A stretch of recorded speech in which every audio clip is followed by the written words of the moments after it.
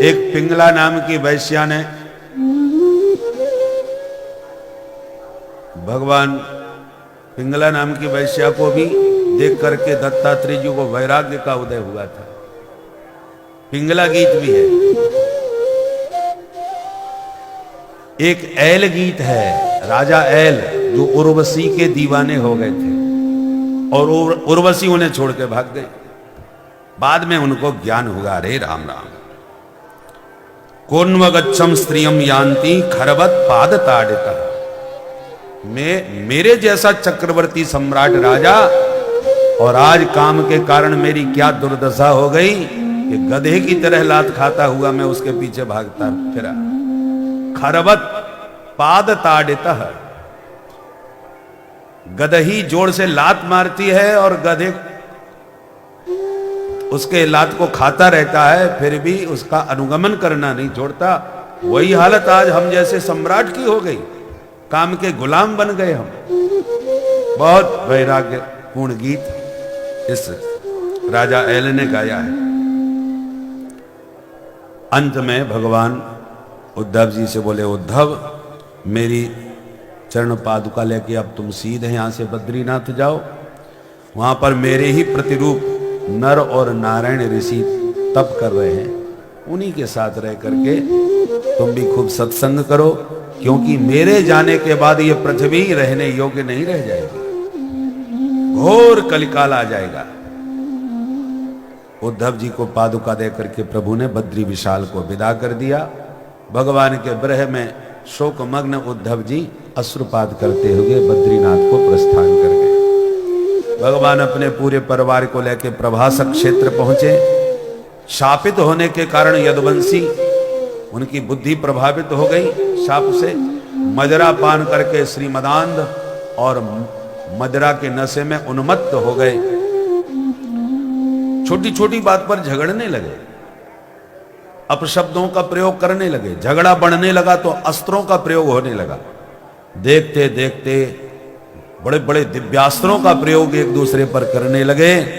ऐसा भयंकर गृह युद्ध हुआ कि 56 करोड़ यदुवंशियों में सिर्फ 4 और 5 बचे, बाकी सब आपस में लड़ मर के समाप्त हो गए।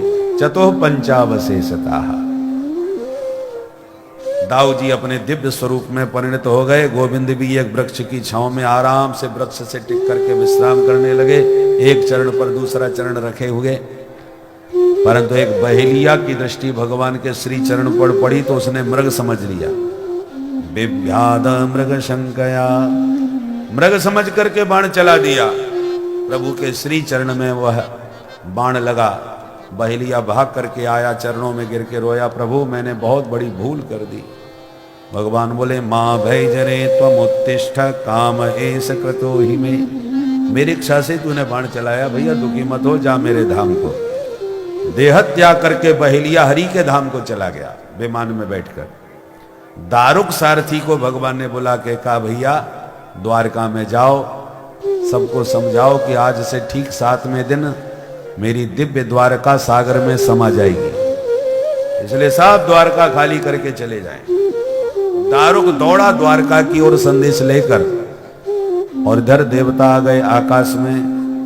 सबके देखते देखते सौदामन्या यथाकाशे, जैसे आकाश में बिजली चमकती है, सभी को दिखती है, पर चमकने के बाद कहां चली गई ये कोई नहीं समझता। ऐसी भगवान का वह श्याम विग्रह दिव्य महाप्रकाश में परिणत हो गया। वह महान तेज दिखाई तो पड़ा, पर तेज चला कहां गया ये कोई नहीं समझ सका। सूत जी कहते हैं, स्वकीयम यद भवेत् तेज तच्च भागवते दधात। वही प्रभु का दिव्य तेज श्रीमद् भागवत में आकर के विराजमान हो गया। तेनेयम वांगमयी मूर्ति प्रत्यक्षा वर्तते हरे, इसलिए साक्षात भगवान का वांगमय विग्रह ही श्रीमद् भागवत महापुराण है। कन्हैया सामले, श्रीमद् भागवत के एक एक अक्षर भी सामले हैं। राधा रानी के रहस्य को जानना संभव नहीं है, परम रहस्यमयी है। ऐसे श्रीमद् भागवत के शब्द के रूप में कन्हैया है तो अर्थ के रूप में राधा रानी विराजमान है। भागवत के शब्दार्थ को समझना भी सबके बस की बात नहीं है। विद्यावताम भागवते परीक्षा, ये चिन्मय भगवान का विग्रह है, शब्द विग्रह है। भागवत भगवान जब कृपा करेंगे तभी उसके सही तात्पर्य को कोई समझ सकेगा। इसलिए ये उपासना का ग्रंथ है। प्रार्थना करने पर प्रभु इस ग्रंथ के माध्यम से आपके हृदय में भावों का संचार करेंगे। श्री सुखदेव जी कहते हैं, राजन भगवान के अंतर्हित होते ही घोर कलयुग आ गया। कलयुग ने अपना पैर जमाना चारों तरफ प्रारंभ किया, पर तुम्हारे सामने वो उसकी दाल गली नहीं। परीक्षित का ऐसा प्रभाव, कलयुग अपना प्रभाव नहीं दिखा सका उनके सामने, पर परीक्षित अब तुम भी चले जाओगे तब कलयुग अपना असली रूप दिखाएगा। क्या होगा महाराज? बोले दाम्पत्य अभिरुचिम। दाम्पत्य माने विवाह, वैवाहिक जीवन अपनी रुचि के अनुसार चलेगा। वर्ण व्यवस्था सब चौपट हो जाएगी। जिसने जिसको जब जहां पसंद कर लिया बस हो गया विवाह। विवाह का स्वरूप बस इतना ही रह जाएगा। लोगों की आयु परम एकदम क्षीण हो जाएगी। 20 और 30 वर्ष तक औसतन आयु रह जाएगी। 10-10 वर्ष की कन्याओं को बालक का जन्म होने लगेगा। इतनी मंद बुद्धि शक्ति सब कुछ धीरे धीरे सब क्षीण होता चला जाएगा। आयु क्षीण हो जाएगी, शक्ति क्षीण हो जाएगी, विवेक शून्य हो जाएंगे लोग। सुखदेव जी कहते हैं, परीक्षित जो जितना बलवान होगा वही राजा बनेगा। बल का मतलब केवल बाहुबली से नहीं है। बल कई प्रकार के होते हैं। वोटों का बल, तो जिसमें ताकत हो गई वही राज्य करेगा। राजाओं की प्रकृति डकैतों जैसी हो जाएगी, जो सिर्फ लूटने का काम करेंगे। प्रजा के कल्याण की कल्पना भी उनके भीतर ठीक से नहीं होगी। हमारी कुर्सी सुरक्षित कैसे रहे, बस यही उनकी भावना रहेगी। प्रजा किसी भी परिस्थिति में जाए। ऐसे डकैत प्रकृति के राजा हो जाएंगे कलिकाल में। जब चारों तरफ से कलयुग का साम्राज्य होगा तब भगवान अवतार लेंगे। कलयुग में अवतार कहां लेंगे महाराज? बोले सम्मलग्राम मुख्यस्य ब्राह्मणस्य जितात्मनः भवने विष्णु यशसः कल्कि प्रादुर्भविष्यति। आपके उत्तर प्रदेश में मुरादाबाद जिले में संभल नाम की एक तहसील है। वहां पर एक विष्णु यश नाम के उच्च कोटि के ब्राह्मण की परंपरा चलेगी, और वो विष्णु यश ब्राह्मण के घर में भगवान कल्कि के रूप में अवतार धारण करेंगे। बोल कल्कि भगवान की। कल्कि भगवान का श्याम अंग होगा, श्वेत घोड़ा होगा, हाथ में तलवार होगी। उनके श्री अंग से इतनी दिव्य सुगंध निकलेगी कि उनके सुगंध को ग्रहण करते ही व्यक्ति की बुद्धि सात्विक होने लगेगी। और जो सुधरने वाले नहीं हैं, जो महातमोगुणी हैं, उन दुष्टों का कल्कि भगवान संहार करेंगे। और तब कल्कि भगवान की कृपा से सतयुग की प्रतिष्ठा हो जाएगी। कलयुग के बाद सतयुग आ जाएगा। कलयुग की उम्र 800 वर्ष की जब शेष रह जाएगी तब कल्कि भगवान अवतार लेंगे। उम्र कितनी है? बोले 4,32,000 वर्ष की उम्र है कलयुग की। उम्र कितनी बीत गई? बोले 5,220। अभी कलयुग का श्री गणेश ही हो रहा है। कलयुगे कलि प्रथम चरणे, पहला चरण है ये तो।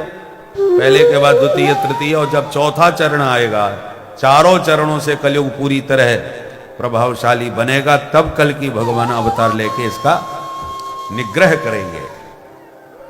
सुखदेव जी कहते हैं, परीक्षित अब तुम बताओ क्या सुनना चाहोगे? परीक्षित बोले 7 दिन पूरे हो गए, आज आप भी चले जाओगे और हम भी मर जाएंगे। आज ही हमको तक्षक डस लेगा। सुखदेव जी डांटते हुए बोले, त्वम तो राजन मरिष्येति पशु बुद्धि मिमाम जही। इतनी कथा सुनने के बाद भी कह रहे हो कि मैं मर जाऊंगा।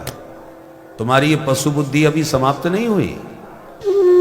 जो मरेगा वो परीक्षित तुम हो ही नहीं, और जो वास्तव में तुम हो वो कभी मर सकते ही नहीं। ईश्वर अंश जीव अविनाशी, चेतन अमल सहज सुकरा। आप ईश्वर के अंश हो। ईश्वर अविनाशी है, तुम भी अविनाशी हो, और अविनाशी हो करके मरने की बात कर रहे हो। ये पशु बुद्धि का परित्याग करो। घड़ा फूट जाता है पर घड़े का आकाश नहीं नष्ट होता। मिट्टी का घड़ा था, फूट गया, घड़े की मिट्टी मिट्टी में मिल गई, और घटाकाश महाकाश में मिल गया। ना आकाश नष्ट हुआ, ना मिट्टी नष्ट हुई, बस अपने अपने अंशी में समा गए। मिट्टी, घड़ा जो था वो मिट्टी का अंश था, और घड़े के भीतर जो आकाश था वो घटाकाश नाम से कहलाता था, वो आकाश का अंश है। जब घड़ा फूटा, मिट्टी का अंश मिट्टी में और आकाश का अंश आकाश में मिल गया। ना आकाश नष्ट हुआ और ना घड़ा नष्ट हुआ। घड़े का जो नाम था घट, वो नष्ट हो गया, पर घड़ा नष्ट होने पर घड़े की मिट्टी थोड़ी नष्ट हो गई, मिट्टी तो पृथ्वी में मिल गई। ऐसी ये शरीर रूपी घड़ा है, इसमें आत्मा के रूप में आकाशवत आप विराजमान हो। आज जब शरीर तुम्हारा नष्ट होगा तो जो शरीर में पंच तत्व हैं वो अपने अपने महाभूतों में मिल जाएंगे। पृथ्वी पृथ्वी में, आकाश आकाश में, जल जल में, वायु वायु में मिल गई। तो मरा कौन? जब यह ज्ञान कराया तब परीक्षित गदगद हो गए। सिद्धोस्मि अनुग्रहीतोस्मि। महाराज आपके वचनों ने मुझे मेरा स्वरूप समझा दिया। अब लाखों तक्षक मिलकर के भी काटें तो मुझ अविनाशी का कुछ नहीं बिगड़ने वाला। ये सुनकर के सुखदेव जी प्रसन्न हो गए। परीक्षित ने पूजन किया। पूजित होते ही सुखदेव जी तत्क्षण अंतर्धान हो गए। बोल सुखदेव भगवान की। जगाम भिक्षु भी साकम नर देवेन पूजितः। सुखदेव जी अंतर्हित। अब तक्षक नाम चला, वेश बदल के परीक्षित तक पहुंचा, शरीर को डसा, परीक्षित का देह भस्म हुआ। परीक्षित पहले ही जीवन मुक्त होकर के भगवान के चरणों में अपना चित्त लगा चुके थे, इसलिए देह भस्म हो गया और परीक्षित पहले ही भगवान के श्री चरणों में पहुंच गए। पर परीक्षित के पुत्र जन्मेजय ने सर्पेष्ट यज्ञ किया। आस्तिक मुनि ने, बृहस्पति जी ने समझा बुझा करके उस यज्ञ को शांत करवाया, सर्पों के प्राणों की रक्षा हो सकी। सूत जी कहते हैं, सौनकादि ऋषियों, इस प्रकार सुख परीक्षित संवाद के माध्यम से मैंने तुम्हें श्रीमद् भागवत संहिता का श्रवण कराया, जिसमें 18,000 श्लोक, 335 अध्याय और 12 स्कंध, 12 स्कंध थे, जो सार रूप में आपने श्रवण किए। अब अंतिम श्लोक हम बोलेंगे, आप भी उसे मेरे साथ में दोहराएंगे। नाम संकीर्तनम यस्य, नाम संकीर्तनम यस्य, सर्व पाप प्रणाशनम, सर्व पाप प्रणाशनम, प्रणामो दुख समनस, प्रणामो दुख समनस, तम नमामि हरिं परम, तम नमामि हरिं परम। श्री हरये नमः। श्री हरये नमः। ये श्रीमद् भागवत का अंतिम श्लोक है, जिसका तात्पर्य है कि जिन प्रभु का नाम संकीर्तन जीव के समस्त पापों को ध्वस्त कर देता है, ऐसे श्री हरि के पाद पद्मों में हम सब मिलके बारंबार प्रणाम करते हैं। भगवान की कृपा से विगत कई वर्षों से यह जो परंपरा चली आ रही है, वह पुनः इस वर्ष माँ गंगा जी की कृपा से इस प्रयागराज की पुण्य भूमि में आज भागवत सप्ताह का विश्राम हो रहा है।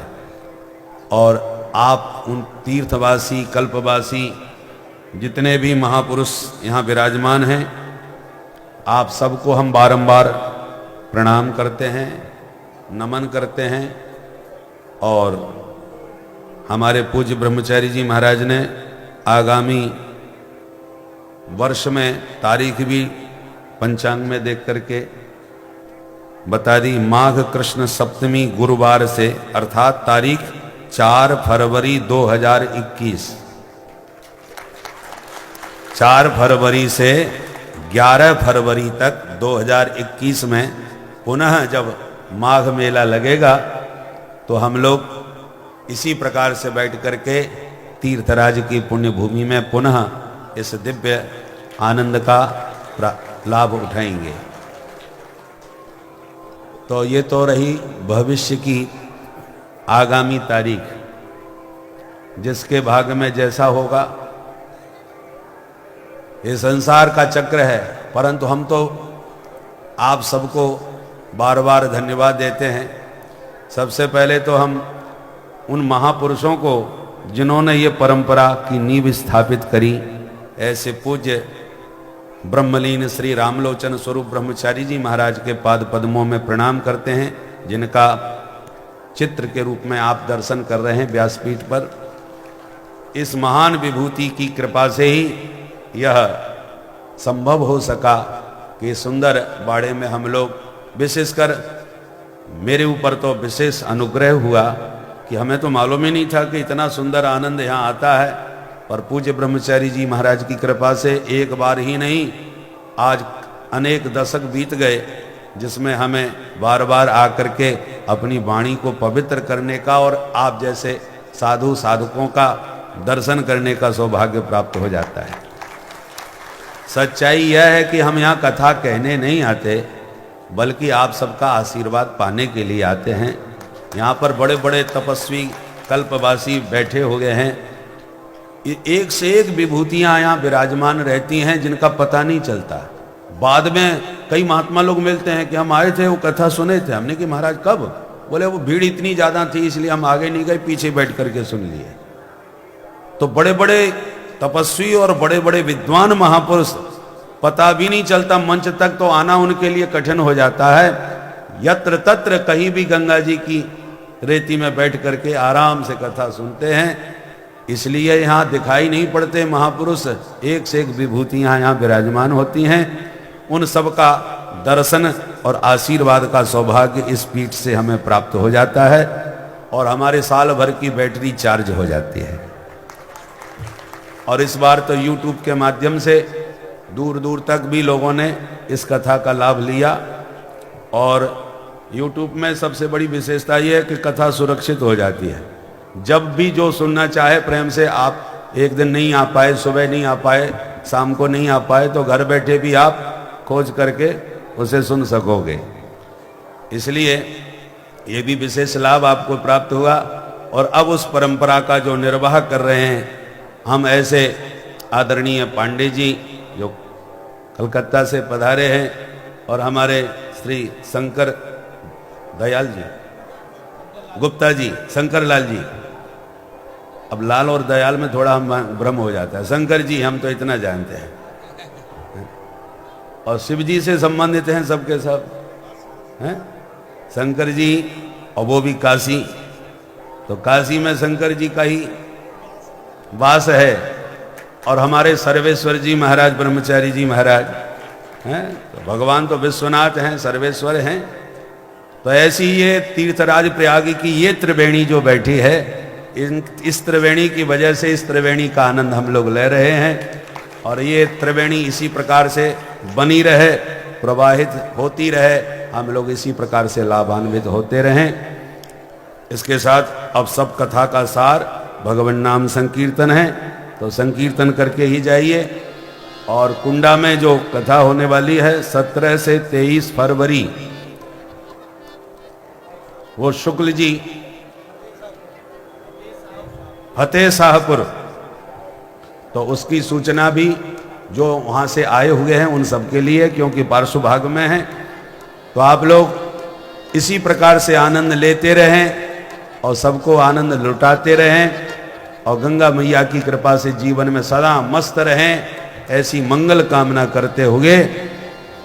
और बारंबार व्यासपीठ का आपने हमें अधिकार दिया, उस अधिकार के साथ व्यासपीठ से भी हम सब, आप सबके मंगल की कामना करते हैं। घर में सदा सुख समृद्धि बनी रहे और आप सबका मन प्रभु के चरणों में उत्तरोत्तर आपकी प्रीति बढ़ती रहे, ऐसी सतत कामना करते हुए आइए मिलकर के भगवान नाम संकीर्तन प्रारंभ करें।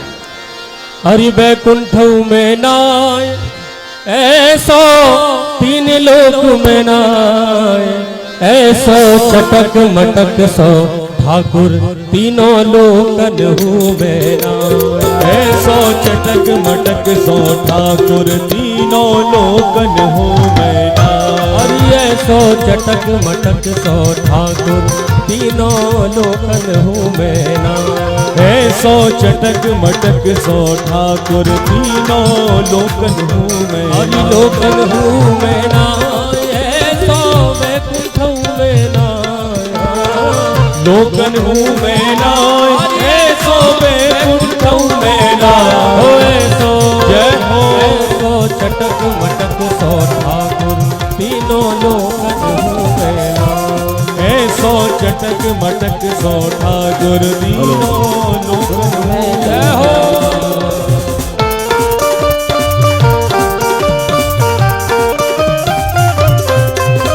वृंदावन बिहारी राम जय हो।